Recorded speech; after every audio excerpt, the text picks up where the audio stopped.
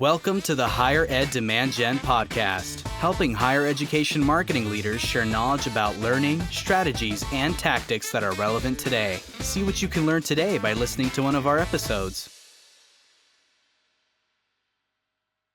Hey everyone, welcome to the Higher Ed Demand Gen podcast hosted by Concept 3D. If you like our content, please follow and subscribe to us on Spotify, Apple, and Google. My name is Shiro and I'll be your host today. And I'm really excited to talk about why graduate enrollment marketing is different and how to play this in your favor. So to cover the topic today, I'm thrilled to have Jack Klett join us today. He is the AVP of Graduate Enrollment Management Solutions at Liaison. Jack, welcome to the show. Shiro, thank you so much for having me. It is great to be with you. And I do ask all my guests this as an intro and an icebreaker. Jack, tell us what you love about higher ed. I should know this because I listen to your podcast. So I should be very prepared. And in fact, I am. But that's because it's more a simple answer than any advanced prep that I did. And it comes down to one simple thing, and that's possibilities. I love when I step on campus, and I've been on campuses for, excluding my own time on campus as an undergrad and grad student. I've been on campuses professionally since 2000. And the sense of possibility, the culture of possibility, the lack of jaded folks, excluding some faculty maybe, but in terms of the students, just the pure sense of possibility and optimism and hopefulness is what I love about higher ed. I don't think you get that anywhere else. That is a great answer. I use the word jaded more than I probably need to. It's one of my favorite words, but I'm glad you used that. Yep. Brings me right to home. Okay. Well, Jack, can you tell us a little bit by starting off with your background, a little bit about what you did and what you do currently? Yeah, so I mentioned a little bit, right? I've been on campuses working in higher education administration since 2000. The overwhelming majority of that time was in enrollment management, and the overwhelming majority of that time was in graduate enrollment management. I also served for about 5 years on the academic affairs side as an associate dean of graduate studies, doing new program development, curriculum design, student experience, all of those fun things. Administrative tasks like degree audits and clearing folks for graduation, et cetera. And then around 2017, I thought I'd like to help more. I'd like to help at scale. So basically since 2017 until now, I kind of consider myself to be in the graduate problem solving profession. So that is what I do. I now work for Liaison, and I get to meet with graduate enrollment professionals and graduate educational professionals all the time who have vexing challenges, right? All focused on, for the most part, how to improve the student experience, how to expose their programs to more students who can add value to the programs. And I help folks kind of solve those problems. That's fantastic. Yeah, I remember when we had our intro call, you started with, I'm a problem solver and I like solving a lot of problems. And that's effectively what you've been able to do at scale by joining Liaison, by helping more than or many institutions. Oh, great. Well, speaking of graduate education, so I know you have a strong business lens and a focus on having looking at things from like a business lens, right? And so how is graduate education different from undergraduate as a product? Yeah, it's very unique and very different, and for a number of reasons that I could get into. But I think the simplest way to kind of view it, if we take a look at kind of traditional undergraduate education, it's almost a rite of passage in America. You go to school. You're given a choice at some point in high school where you're going to pursue higher education. You're going to pursue a trade. You're going to go into service, or you're going to go into the workforce. And for those folks who have decided that they're going to pursue a degree, which is the overwhelming majority of folks in high school, that is a decision that has pretty much become an automatic, right? Pretty much everyone is in a college preparatory or better program or better curriculum. And the graduate education is not like that really at all. Unless you've decided you wanted to pursue a specific profession that requires a graduate degree, it is a conscious choice that you are making to pursue a graduate degree. And people pursue those degrees for any number of reasons, which we could get into. But because that choice is different, the way in which you communicate the value of graduate education is different than the way in which you would communicate the value of undergraduate education. So unique differences, and the way in which you therefore can recruit students and ultimately enroll students and support students is also very different. And that presents a number of unique challenges for folks in graduate education, because the dominant model in higher education is built around supporting the primary customer segment, which are that traditional undergraduate population. Hence the challenge. That's great. Yeah. And so from like a messaging and a marketing lens, the why is slightly different, right? And so what are some commonalities you see from a messaging standpoint that are different from undergrad? Yeah. So there are some similarities when you talk about the way in which you're going to message around things that are fairly standard, like affordability, outcomes, career possibilities, student experience on campus. Those kind of things can overlap. Obviously, the specifics of those messages are going to be very different undergrad to grad, but those themes kind of overlap. But with graduate education, you really need to get at the core of the decision-making process for the prospective graduate student. And what I mean by that is, if we go back, I said it's a conscious choice. There's a reason an adult is making a decision to pursue graduate education.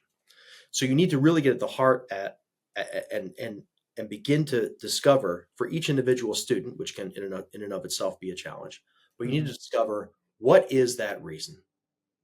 What is the reason why this person wants to pursue graduate study? Is it to advance their career? Is it to increase salary? Is it the prestige that comes with the degree? All of those things are not actually the end goal.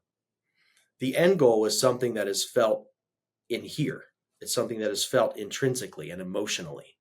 So the greatest difference, I think, and the mistake that a lot of graduate marketers make is that they do not communicate that emotion. They communicate thinking that graduate students are academically inclined enough to pursue advanced education. And therefore, they're going to communicate to the logic centers of that prospective student and talk about, the 10 reasons why you should pursue my program. And none of those reasons, or at least few of them, are actually getting to the core of what needs to be felt, the emotional reason that that individual wishes to pursue that graduate degree. And that's the big difference. When you can make that connection, you're in really good shape to then be able to lay out the kind of feature benefits that will then kind of get that person to the finish line and ultimately decide to enroll. Yeah, I really like that you pointed this out. I feel like this is a very standard 101 playbook from the retails and regular commerce space, right? Like if you're buying a pair of running shoes, I don't know why marketers always talk about buying running shoes, but I always return to the running shoes model. But these big running shoes companies, they don't market the features and functions first, right? They create a brand, a feeling for why they are your top choice. And then the features and functions come later, which I sort of try to relate with features and functions of graduate programs, which is their programming, maybe their labs, more specific items like that. So I really like that you made this point. Yeah. And all those things, again, are very important. And you want to make sure that you have quality faculty and you have, if yours is a research based, if you're an R1 or R2 and you have a heavily research based program, you want to communicate those research opportunities and assistantship opportunities. Those things matter. Community to an extent matters. But remember, I talked about how the dominant model remains the traditional undergraduate model.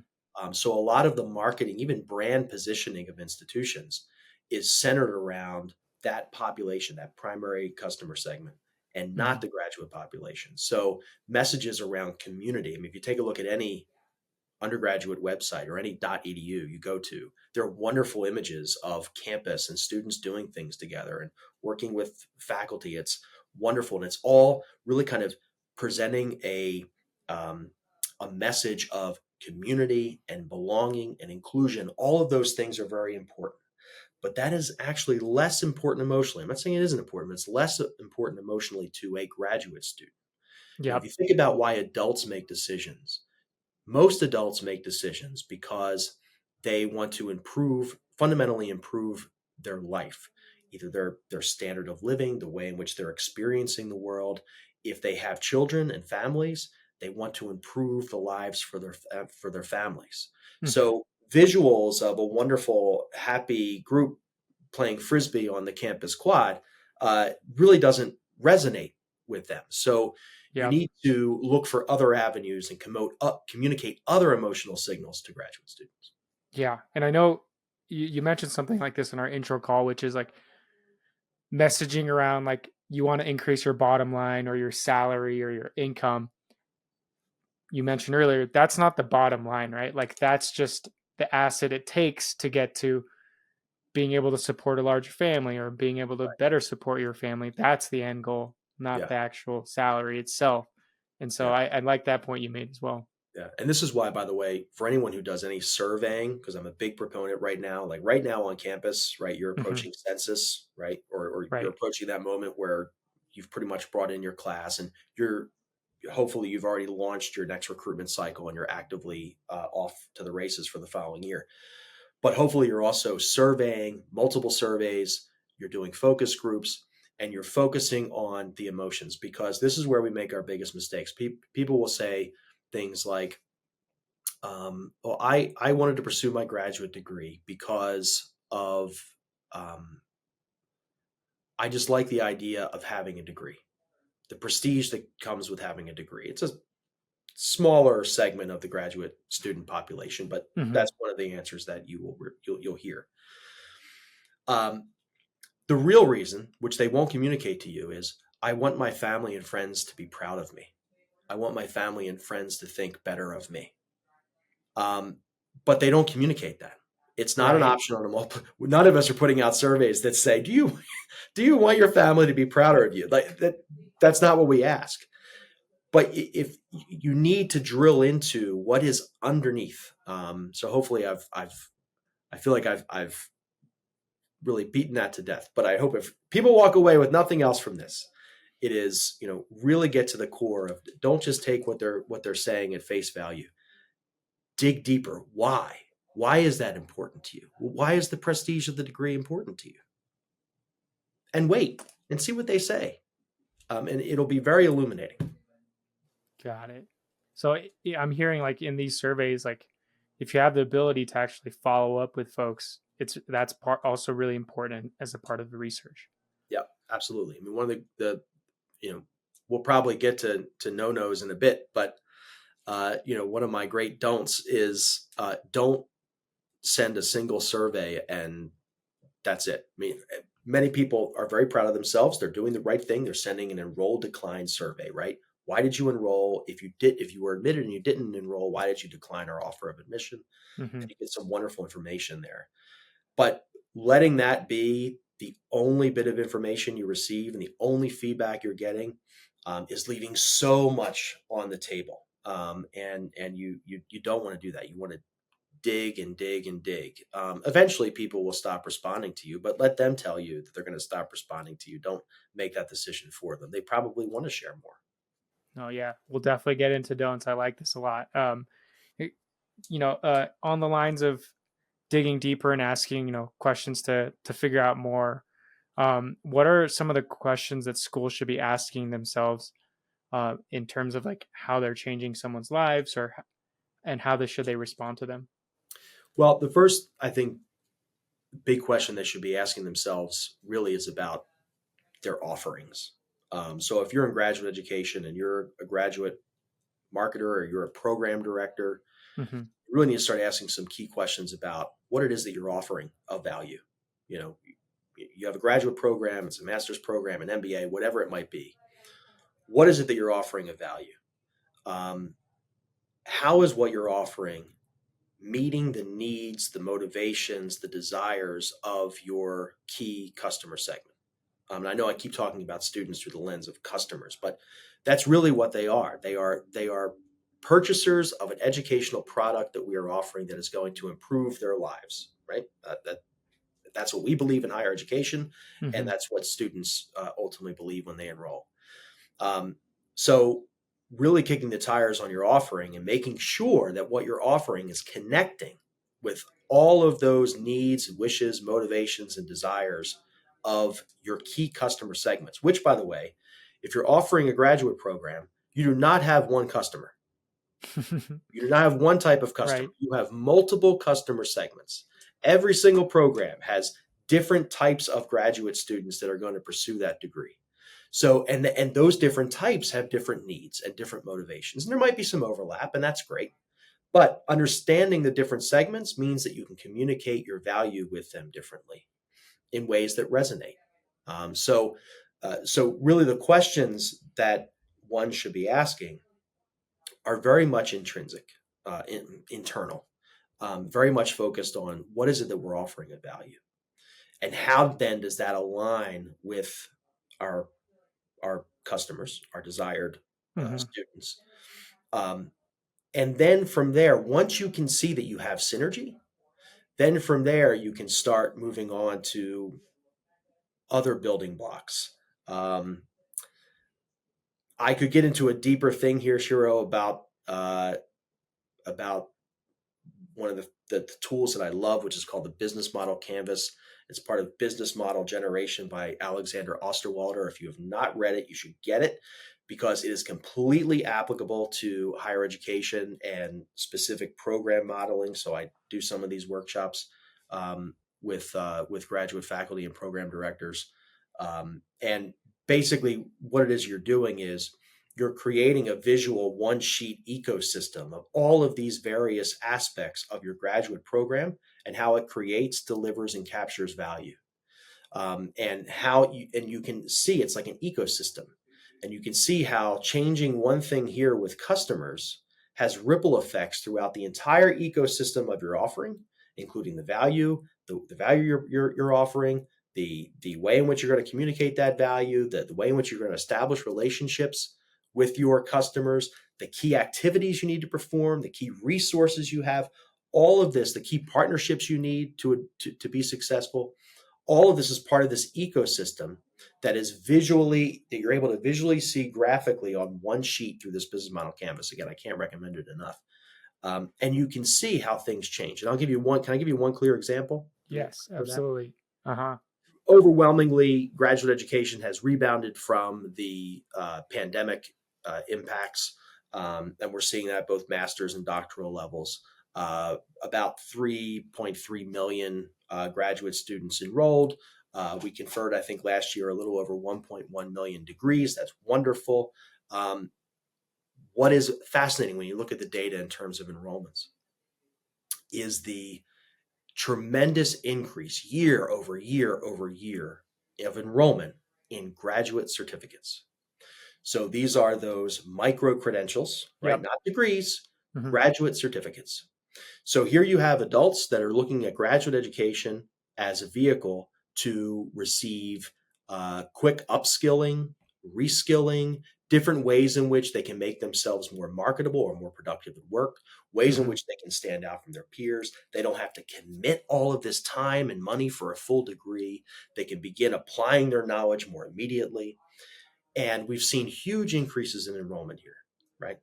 So visually on this canvas, if you've plotted out your program using this canvas that I've mentioned, your graduate program, you will see that if you're doing it correctly, the desires of your customer segments, which are located here in this block, their desires have changed. Your value offering, what you're offering of value has remained static. Therefore, there is no longer synergy and alignment between the value you're offering and what it is that your customer segments are looking to buy from you. So there's misalignment. So your whole ecosystem's out of whack. So you have to change your value to meet the desires of your customer segment, or you find different customer segments who are interested in the value that you're still currently offering. So being able to see all that visually is really powerful and allows you to make some pretty quick changes along the way that can really help you deal with these kind of external factors that are constantly changing around us to put pressure on our business model or Right. our program model. So being able to kind of flick switches and move different things and see it all visually interact makes you prepared for these types of market changes and puts you in an opportunity to capitalize on. Oh, this is all fascinating, and I'm glad you brought data to this. Of the one point something million you said, did that include the certificate grads as well? I don't believe so. The 3.3 million currently enrolled in graduate study, it does include graduate certificates. The 1.1 million conferrals were graduate degree conferrals, so master's and doctoral degrees. Got it. Okay, but you're seeing a big uptick in certificate programs. Significant. National Clearinghouse puts out all of this data every fall and every spring. There's a new report. It shows enrollments by credential. It shows enrollments through any number of lenses, by discipline, by level, but it also shows by degree type or credential type. And you can see the enrollment increases year to year. And it's also why, if you look at the landscape in terms of offerings, you not only see more graduate micro-credentials like certificates, you also now see stackable degree-bearing programs. So you can take these certificates, take 2, 3, 4 certificates, stack them on top of each other, add a brief capstone experience, and have a master's degree conferred. So this is real. It's wonderful to see this finally happening. We've been talking about badges and micro-credentials for well over a decade. So it's great to see that we're finally seeing some real outcomes and real tangible programs and degree offerings for folks who are getting and attaining these credentials and being able to apply them to a larger degree experience. No, this is super fascinating. And it sounds like, so in the case of the example you gave us where, hey, like the market now wants more micro credentials, you're not offering them. You come in and suggest or consult and say, hey, like, maybe we can break apart one of the programs into smaller, let's not reinvent the wheel. Let's try and piece it out into smaller bite-sized chunks. Is this the sort of advising or consulting that you're able to do? And second part of that question is, I think it's really hard in undergrad for enrollment folks to have an impact on the academic programs that are being offered, or I just know that there's a lot more siloing. And is that a little bit easier or just as hard in the graduate universe? Yeah, I always say to my graduate enrollment colleagues, you are a subject matter expert. More than anybody who's building an academic program, you know the graduate marketplace in terms of what's being offered and what consumers of graduate education, hence graduate students, what they want. And so you really have a responsibility to advise deans and advise program directors and advise folks in academic affairs in the provost's office who touch curriculum. You have a responsibility, I think, to keep them abreast of what's happening in the marketplace. And so my recommendation is always to stay abreast of what's happening in the marketplace and share that information. Some folks might roll their eyes and, oh, I'm being sent this other link, another link to another article or whatever. But eventually it gives you, over time, usually it gives you a seat at the table, or at least you begin to suddenly find yourself invited to more meetings about different types of things. I'm kind of explaining my own experience. That's how I kind of went from graduate enrollment management to graduate academic affairs, was because I kept just pestering people with my knowledge, which was nothing more than just consuming what existed and transferring that, sharing that information. Yeah. So the point is, there are any number of things that academic programs can do to respond to what's happening to the marketplace. There are some institutions and some colleges that will say, yes, it makes sense for us to begin to offer some certificates. For other institutions, like an R1 institution, they might say, no, we are a research that doesn't fit with who we are. And that's completely fine. And you might not need to do it. It depends on what it is that your customers are demanding. And the other thing I would say is it's not always about what customers demand, because sometimes customers don't know what they're demanding. No one knew that they ever wanted this thing until suddenly it showed up in the marketplace. And then, if you would ask somebody before this showed up that they want, did you want this? They would have no idea. Right. So sometimes, you can, by the power of your offering, you can spur demand. So there's any number of things that one can do. Sometimes it means coming up with certificates or micro-credentials. Sometimes it means something completely different. Sometimes it can mean going from an in-person experience to an online experience, or a hybrid experience, or a weekend experience, and changing your delivery method. Sometimes it can mean having massive changes in the way that you function in terms of your infrastructure. And if I give you one quick example, I know we're probably short on time, and this will kind of give you another example of how all these building blocks of your canvas, kind of that ecosystem, kind of play together. Uh-huh. One of the things that Liaison is most known for is our CAS, our centralized application services. So we have something called grad CAS, which is basically the common application for graduate education. So this is in demand by students, because a student applying to graduate school typically on average applies to 5 different institutions. That's 5 applications they have to complete, 5 letters of recommendation processes they have to manage, 5 transcript fees they have to pay, 5 essays they have to provide, 5 test scores. If you're an international student, 5 evaluations, which are very expensive. So having one application that they can complete and have that used across all 5 programs completely solves their problem. They have pain points that exist in terms of time, resources, and money. You've just checked that box. The other thing that you've done by implementing something like GradCast, a common application, is you've outsourced one of your key activities, which is processing applications. You no longer have to do that because a company like Liaison is doing that for you, right? So you've outsourced that key activity. You then have key resources that exist over here. Those key resources are not only financial resources, but they're also your personnel. So all the people who were performing that key activity, so those key resources performing that key activity, are now freed to develop relationships with who? Your customer segments. Okay. They're no longer doing that key activity of processing applications that was taking all of that time. So this is how so what we would say about that is, where would that the implementation of something like GradCast would exist in key partnerships, which is also on the canvas. And that just putting that one key partnership in place creates all these synergies and changes that affect the entire ecosystem. When I present this concept, mostly often it's to faculty. Sometimes it's to folks in graduate enrollment, but they tend to get it. And they like using the tool, and they'll start using it. But it's mostly to faculty. And sure, I'll tell you that